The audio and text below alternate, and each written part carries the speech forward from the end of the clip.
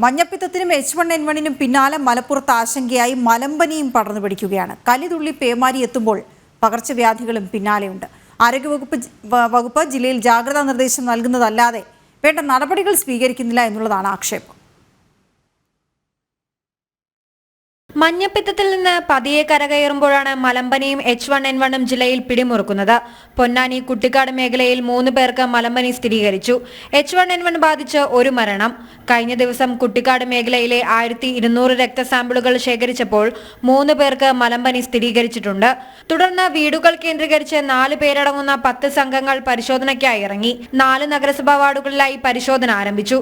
നിലവിൽ രോഗബാധിതരായ 3 പേരുടെയും ആരോഗ്യനില തൃപ്തികരമാണ്. ഇതിനിടെയാണ് ആശങ്ക പടർത്തി H1N1 ബാധിച്ച് ഒരു മരണം കൂടി റിപ്പോർട്ട് ചെയ്യുന്നത്. പൊന്നാനി സ്വദേശിയായ സൈഫുനിസ തൃശൂർ കുന്നുംകുളത്തെ സ്വകാര്യ ആശുപത്രിയിൽ ചികിത്സയിലിരിക്കുകയാണ് മരണപ്പെടുന്നത്. 100 ഡിഗ്രിക്ക് മേൽ പനി, ചുമ, തൊണ്ടവേദന, ശരീരവേദന, ക്ഷീണം, ഛർദി എന്നിവയാണ് ആദ്യഘട്ട ലക്ഷണങ്ങൾ ശ്രദ്ധയിൽപ്പെട്ടാൽ ഉടൻ ശാസ്ത്രീയമായ ചികിത്സ തേടണമെന്നും ആരോഗ്യവകുപ്പിന്റെ നിർദ്ദേശമുണ്ട്. പ്രതിരോധ പ്രവർത്തനം ഊർജിതമാക്കിയിട്ടുണ്ടെന്ന് പറയുന്നതല്ലാതെ പ്രവർത്തനത്തിൽ കാര്യമായി ഒന്നും കാണുന്നില്ല എന്നുള്ളതാണ് ജനങ്ങളുടെ ആക്ഷേപം. ജനം, മലപ്പുറം.